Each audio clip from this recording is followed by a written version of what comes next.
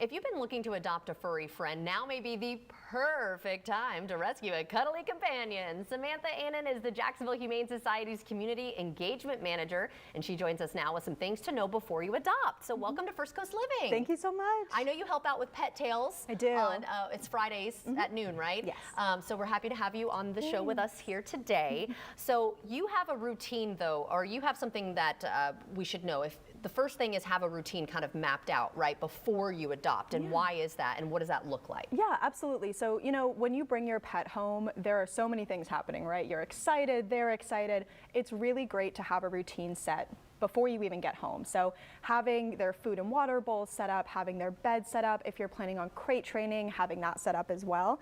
Even having their leash somewhere that's, you know, a recognizable spot. All of these things can help make the transition into your home a lot easier for both you and your new pet. And so preparing the home for the dog. Yeah. Is that like baby proofing? It kind of is. Yeah, it's like light baby proofing. So of course, you know, in addition to all of those routine things that we just mentioned, making sure that you don't have plants that could be toxic to new pets, food items laying around that maybe they shouldn't get into. So it is like a light baby proofing, just making sure your home is safe for you and your pet.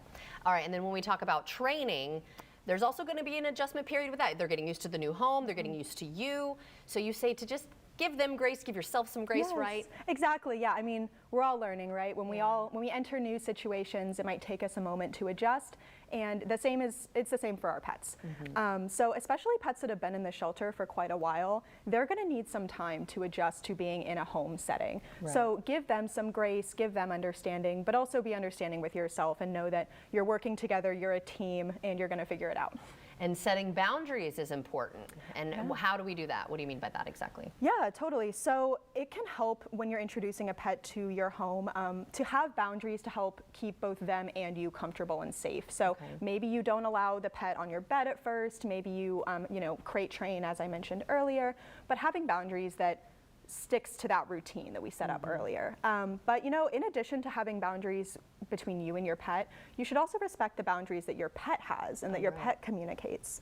So there are a lot of ways that pets communicate with us. You know, maybe it's not with our voices, but something that we love to discuss at JHS is consent petting. So you know, you fall in love with a dog, you bring him home, and you immediately just want to be, you know, rubbing him, up in its face, loving him, right? Of course, but this is it can be overstimulating for a lot of pets. So allowing them to come to you, you know, if they seem to be backing away or they need some time to adjust on their own, allowing them to have that. So yes, both listening to their boundaries and setting your own with them. Okay, and what is the process like if somebody is interested to coming to Jack's Humane? What is that adoption process like? Yeah, so at JHS we practice something called open adoptions, which we believe that every pet deserves a loving home, and we believe that every person who wants a pet should be able to have one.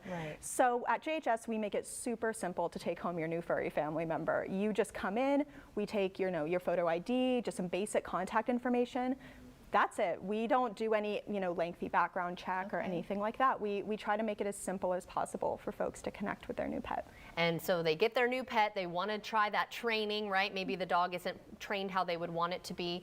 You actually have a class coming up May 9th, right? Yeah, we do. Tell us about that. Yeah, so on May 9th, we are hosting a family pet safety class. So this is especially great if you have kiddos in your home and you want to make sure that they know how to interact with your pet in a safe and comfortable way. So you can sign up on our website, jackshumane.org, and it's at our facility, and there will be, you know, training tips coming from our behavior experts at the shelter, as well as our education team. So really gearing that towards making sure everybody knows what to expect when you're bringing a pet home. Yeah, not necessarily just training the dog, but training us too, training the kids and letting them know, hey, you know, give the boundaries, give the space, let it come naturally. If they can't go to a class that you host, anything like that, you actually also have a hotline, right? We do. They can call for help? Yeah, so we have a free behavior helpline for our pets.